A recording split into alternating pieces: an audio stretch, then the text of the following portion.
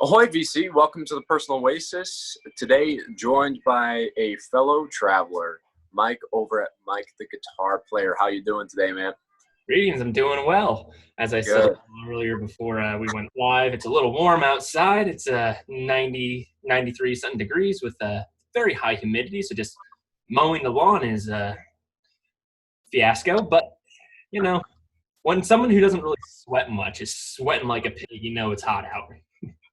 You know, I know that we talked about career stuff a little earlier, but I think that you'd be an excellent weatherman. The way that you just described the weather, it's like, it's a little hot outside with a little humidity, but it should be moving right along. You have a very pleasant voice, too. Thank you. Great TV personality. People tell me I should be a TV personality, I should be a lawyer, a musician. They find out, like, I don't get it. What line of employment should I do? Maybe I'll change my career sometimes. You're just a jack of all trades. That's the beautiful thing. So Mike here is joining me today to do a review of an album that we both have been diving into and really enjoying, and that is Fear Itself. I know that you shared this one on your channel, and it was a VCLT from somebody. Who was it from? Bo over at Earhead 6. Okay. Yes. Oh, great guy. Super nice. And so he sent that over, and it reminded me of, and I had heard this record before when I worked in a record shop in Madison, and I realized, oh man, I gotta grab it. And then I found it in an antique mall, and I was like, oh man, well, I like this, Mike likes this, we should definitely collaborate on a review of this album. So, Mike, do you have any background information you'd like to share about the record?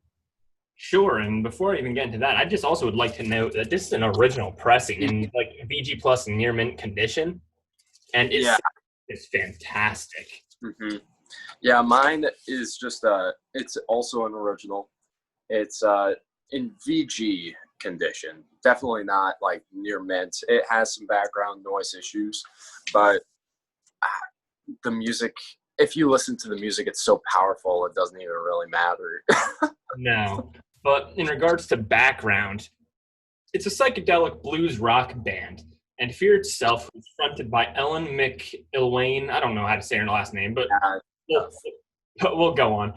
It was founded by her and 3 other guys, and they started in Atlanta, Georgia, but really started getting popularity in the New York City, Greenwich Village music scene.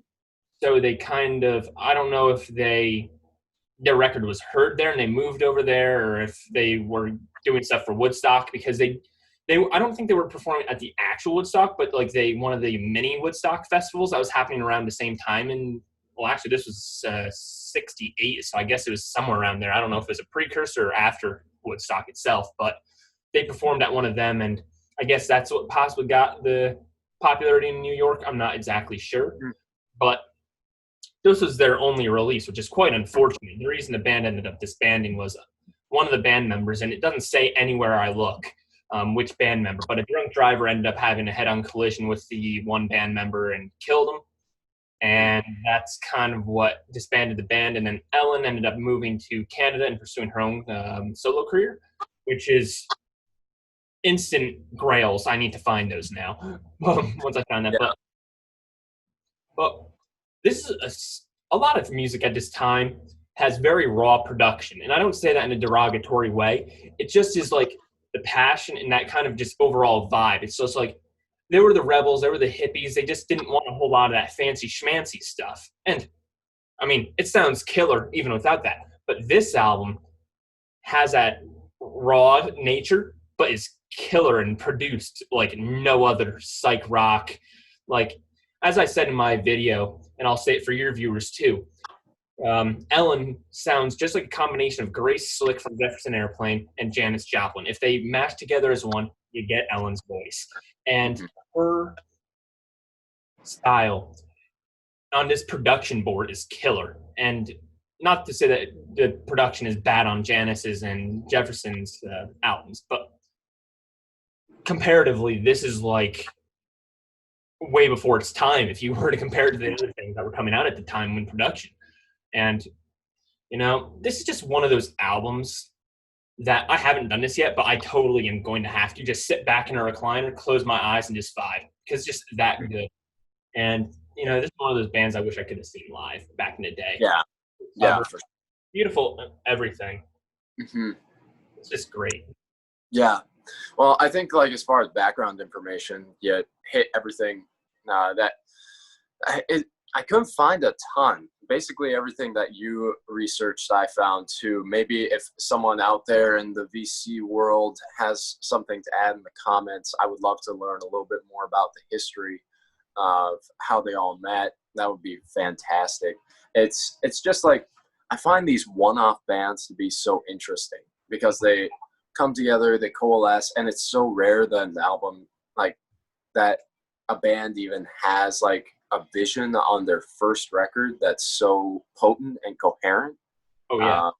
And to only come up, because usually if they're a one-off, it's like, not that great, and then they just move along to the next project. But this one, it's definitely not that way. It seems like the universe brought them together and then brought them apart just for this one thing. And I almost wonder what would have happened if that band member wasn't killed in a car crash. What else they could have possibly done, or if this was just their plan to do one album. I guess they didn't have the chance to really figure that out yet. But right, yeah. So, like, what are some of your thoughts and observations? I know you got a little bit into the production and the vocals of Ellen, but is there anything else that you observed while you were listening to this record? Quite frankly, I could go on a track-by-track basis with this if you'd like. Yeah, I mean, go right ahead. Do what you feel. Go with the flow. All right. So I'm going to go track by track on this. Now, I didn't focus much on the lyrics. I focused more sonically for this review. If you want to talk about lyrics or anything, you can. We lost your video there for a second. Oh, there you are. All right. So as I said, I was focusing on the music itself and the sonic sound, not necessarily the lyrics. So if you want to mention that, you can. The lyric stuff. But track one, this is a 10-track album. And honestly, I guess you could call this a debut album because it is their only album. And I would call it a flawless album. But first track on the album is a song called Calling King Snake. If that title alone doesn't just grab you by the balls, I don't know what does. But starts off with a honky-tonk blues style harmonica, which for a solid minute and a half, maybe even 2 minutes, it's just this. I don't remember which member. I believe Ellen is the member who plays a harmonica on this album. And just going at it. It's killer. Like, I haven't heard harmonica like it before. And then Ellen's vocals come in with the band.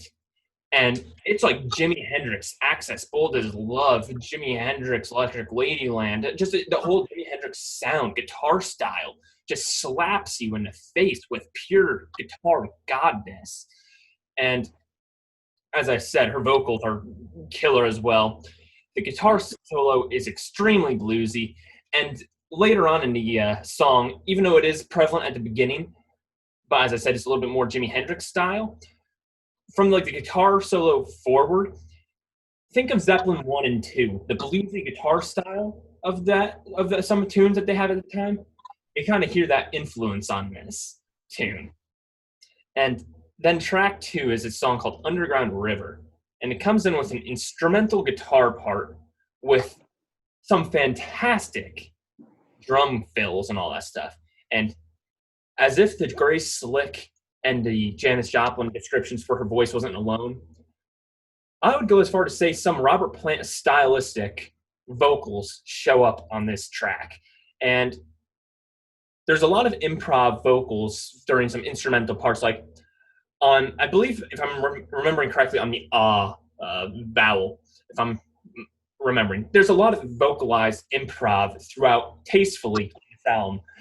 When people think about improv, especially in the VC, many think about like people like Yoko Ono and her like screeching and all that style. It's not like that. It's I don't want to call Yoko's style distasteful. It's avant-garde. It's very unique. It's very good for what it is. And honestly, all the power to Yoko, because I couldn't do that with no matter how much training vocally I get, and I've had a decent amount in college and all that. But improv vocals, I guess you could compare it to like live Janice improv vocals, but not as raspy, because Janice was significantly more raspy in the voice compared to her. Maybe that's because of the soaking she did. But anyway. And as a whole, track 2, Underground River, if you like the Rolling Stones tune Gimme Shelter, I'll give you that. Especially with how at the beginning of Gimme Shelter it's like, ooh, like with that guitar at the beginning, like I guess you could compare her improv to that a little bit. Yeah. But it's just very good. Then you go into track 3, which is Bowed Up. And I must note also, many of these tracks just flow right into each other, which is a really nice touch to it. But track 3, Bowed Up. It's probably one of the sillier sounding tunes on the album, kind of joking, feel like happy-go-lucky, da-da-da-da, like, and, it kind of has a Mama Cass Elliot solo career vibe. It's not to say that Mama Cass is silly and all that stuff, but it kind of gives that, like, joyful, like, not giving a care in the world, la-di-da-di-da kind of thing. And, I mean, I'm a big Mama Cass fan, so I love that too. And it has some great slide guitar, some harmonica, and I can't tell if it's like jingle bells or what kind of bell it is in the background. It's also included. There's some bells shaking or something, making some sort of chime noise in the background. And the song ends with this saxophone that's kind of like, it's not like playing like anything in key, really. It's kind of like a avant-garde, the proper term, but I wouldn't necessarily call it free jazz form either. It's just a little bit of a random notes, I guess. And it goes directly, some of that sax stuff, right into the track 4, which is Forsuki. And the first time I heard Forsuki, I had to look and see if it was comparable to the Suki Suki by Steppenwolf, because I was like, I wonder what the comparison is. I can't remember which one came first at this point. I knew a couple months ago, but I don't anymore. This tune itself is probably one of the places in the album where Grace Slick's sounding style is in the forefront. The vocal vibrato in this tune is like no other. And it's so, maybe I just appreciate this being a half vocal major in my associate's degree, but like the vocal vibrato is so controlled, so light, and so short, and it's just, for me, knowing what it takes to do that kind of stuff is impressive to me. Yeah. It also sounds beautiful as well. And some of the solos that are featured in this album kind of remind me of some of these sounds that you would hear in the Beatles' Sgt. Pepper and Magical Mystery era, their psychedelic era of music. Is really cool. And then track 5, which closes out side 1, is a Ellen Fear Itself rendition of the classic traditional blues tune, In My Time of Dying. If you don't know In My Time of Dying, the traditional original version, if nothing else, you've probably heard Led Zeppelin's version. But this one is a leg up by a landslide. And I love Zeppelin's version, but I've heard Zeppelin's version since middle school. But no, this kicks it out of the park. She made it her own with her vocals. I'm telling you. Literally, her vocals truly is what makes most of this album. And a lot of people say, oh, the vocals are the most important part of an album. And even though I guess to an extent people are not incorrect by saying that, there's a difference between the lyrics being great and the vocals being great, and the combination of the both in perfect harmony. And Ellen does it that way. So it's like In My Time of Dying goes blues and psych in one, which makes sense because it's a blues psych rock album. But I would compare the passion that was put into the sound of this version of this tune comparable to a lot of the passion I hear from people like the Grateful Dead, Janis Joplin, during the Woodstock times. Because this sounds just like, I only have Woodstock 2 on vinyl record at the moment, and that's the only one I have in my collection. But that album feels like everybody with you is with you right in your living room. And as I said, the production on this is great, and you kind of get that feeling throughout the whole thing, but it's most prevalent on this version of In My Time of Dying. If I turned around and saw Ellen sitting behind me on my bed when I was like listening to this album, I wouldn't have been surprised. It's as if she's right there with you.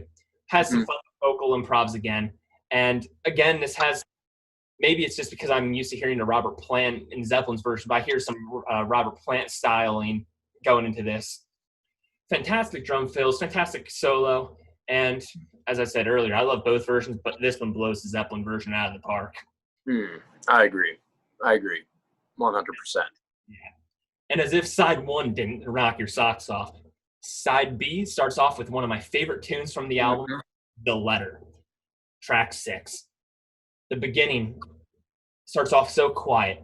I'm not sure how much you or your viewers are familiar with guitar technique, but there's a guitar volume swells at the beginning. So pretty much you play guitar when your volume on your guitar, because on a guitar and the guitar amp, at least with electric guitars, some acoustic electrics too, but on electric guitar, there's volume knobs, and then you have the knobs on your amp that controls the amp volume. Well, guitar volume swells when you play a song, a note or a chord or whatever, when the volume on your guitar is off, sound on the amp is on, and then you just slowly crank up the volume while that tone is ringing out. It kind of gives you that volume swell. That's what this beginning of this sounds like before it slaps you in the face with goodness. It's some of, I keep saying that, but it really freaking truly holds up. Her vocals are some of the best on this tune, and the background vocals from the rest of the band, if that's not, on top of probably some overdubs of Ellen herself, are just killer. And then we go into track 7 with another blues rock traditional tune that Ellen made her own once again and did fantastic.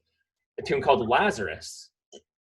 And the only, and I'm not too familiar with the traditional blues tune. I know the David Bowie version, or David Bowie song called it from, I believe it was Black Star that was on. But so I don't have much to compare it to compared to In My Time of Dying, but it's just fantastic. I'm sure she made it her own.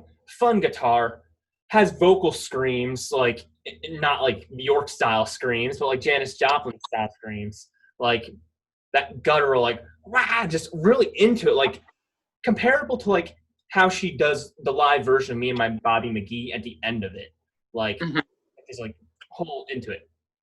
And I find it interesting that 2 of the longest tunes on this album are 2 of the 3 covers of traditional blues rock tunes. The third blues rock tune, which closes the album, is only 3 minutes in length, because the other ones are significantly longer. Don't know the reasoning behind that, but either way, we'll get to that next there. Now, track 8 is called Mossy Dream, and the opening vocal melody, you know, I don't know how much you or your viewers are familiar with the Broadway show Les Miserables. Are you guys at all? Yep, I sure am. So I love the musical, actually. It's one of my favorites. And that came out in the late 70s, 80s sometime, way before this album came out. But I've known Les Mis for years. This has been in my life for only a couple months. But the opening vocal melody line reminds me of some of the melody lines that you hear in Les Miserables. And I wouldn't be surprised if, I forget who wrote Les Miserables, the Broadway show version. I know Victor Hugo, I believe, wrote the book. I can't remember. I don't know if they were inspired by any of the vocal melodies on this, but I would not be surprised if they are. Organ is very heavily shown on this track. And of course, the guitar work is great. The guitar work actually has a jam band Grateful Dead vibe, similar to what was happening at this time. And also, Ellen uses her lower register on this tune. And if that don't make your leg hair perk up, I don't know what will. And again, with a vibrato, specifically on this tune, it's just, vibrato is hard to master, and she does it well. Usually people can barely do it, or they overdo it. There's really no in between. It's just a beautiful vibrato blend she's got. Track 9 is Billie Jean, not to be confused with Michael Jackson's tune from Thriller, also completely different spelling also, but that's another story. there's a little bit of vocal call and echo featured throughout this tune, especially in the beginning. And I'm not sure, I couldn't tell. Maybe if I listen to it a few more times, I will. But I couldn't tell if it's Ellen doing the main ones and then the other band members doing it echoing, or if it's call and response kind of thing, echo with an overdub of Ellen. I wasn't sure, but the guitar style in this album, we're bringing it back with Jimi Hendrix, but with the Latin feel of Sinatra. Yeah, Sinatra's very Latin. Oh yeah. Oh yeah. Well, he was with Antonio Carlos Jobim for a brief period of time. Jimi Hendrix with Santana is what I meant to say. Yeah. And the bass line in this is fantastic. Great vocal overdubs. I know there's overdubs later on in the track. As I said at the beginning, I wasn't sure. And it's kind of like a chant, call, and response kind of stuff that you get, which is kind of cool. And then it ends with a drum roll. And the drum roll seamlessly goes into track 10, the final track. A flawless ending to this album. The cover of the Albert King classic, Born Under a Bad Sign.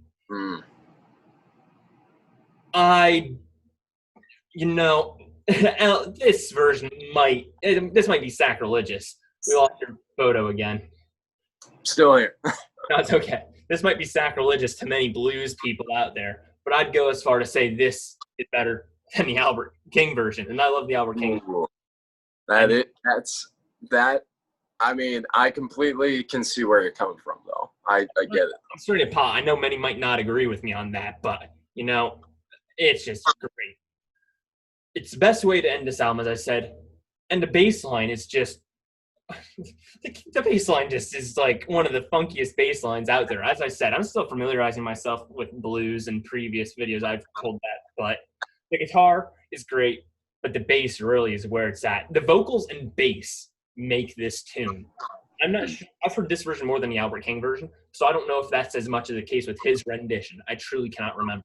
But this version, that's the driving force. And that is kind of my sonic overview of the album. I think that that's a solid overview. I'm going to go just quickly through my thoughts, what I think were like highlights. Since you already hit all of the tracks, I think that you really nailed that. I'm going to make my like thoughts and highlights real quick because I think that you really nailed it. There's like passion is the name of the game on this record. The production value is really glittering with her vocals. With a lot of albums from this time period, I feel that the vocalist was lost in the mix like a lot of the time, that guitars were hotter and drum fills were louder than the vocalist themselves. And they were kind of drowned out because, let's be honest, usually the vocalist wasn't the reason that people were coming to the record. They were coming for the music. And this is an album where I say it's kind of opposite.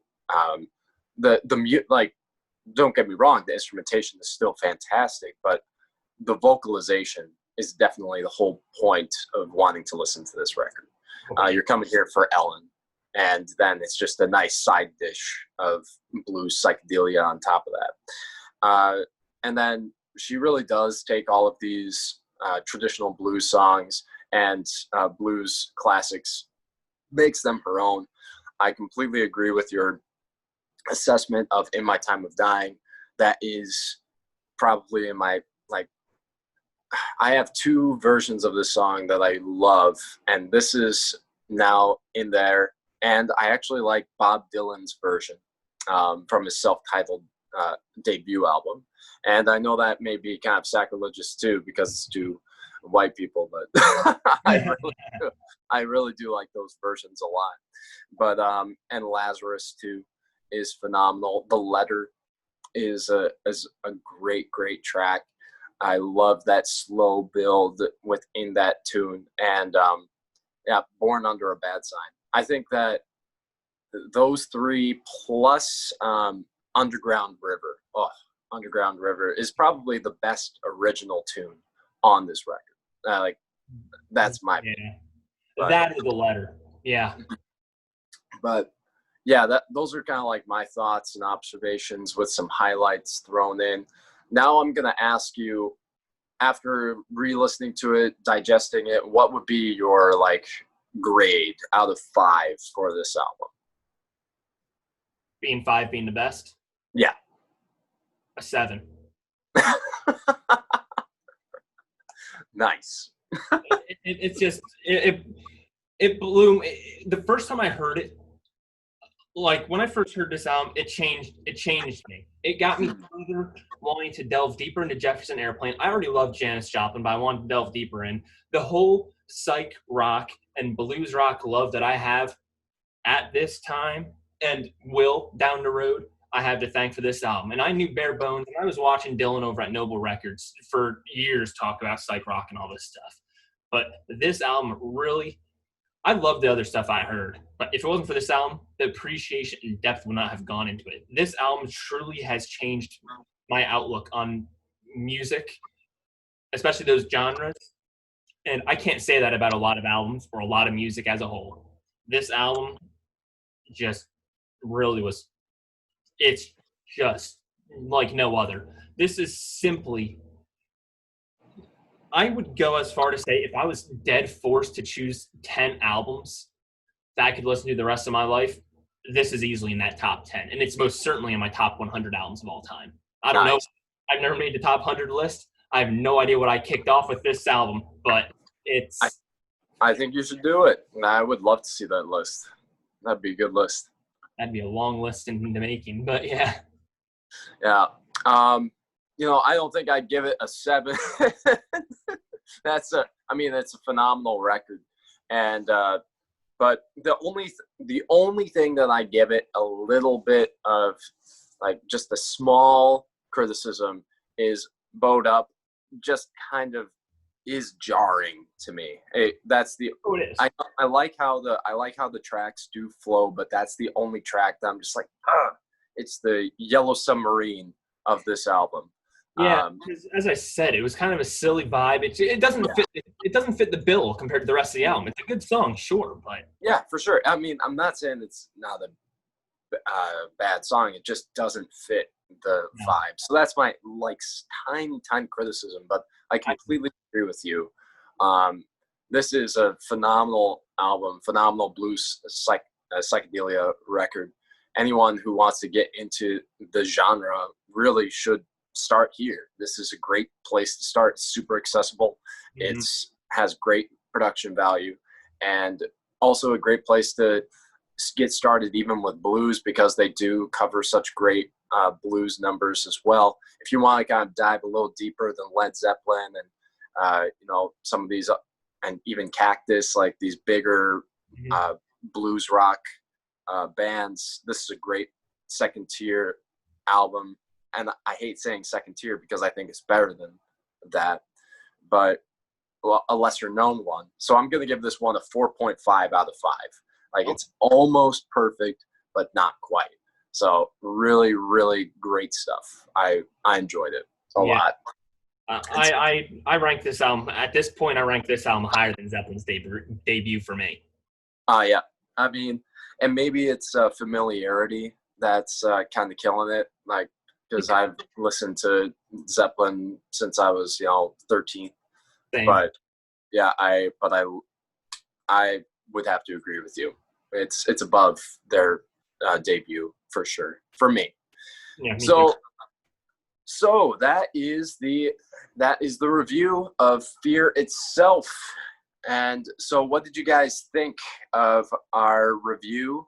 And have you listened to this album? What would you rate it? Let us know in the comments below. And Mike, thank you so much for joining me today. Really, really appreciate it. Thank you for having me. This was a lot of fun. Yeah, well, I always love your stuff. Well, it's great bouncing ideas and opinions off one another, and it also helps when you basically are on the same wavelength about something. So,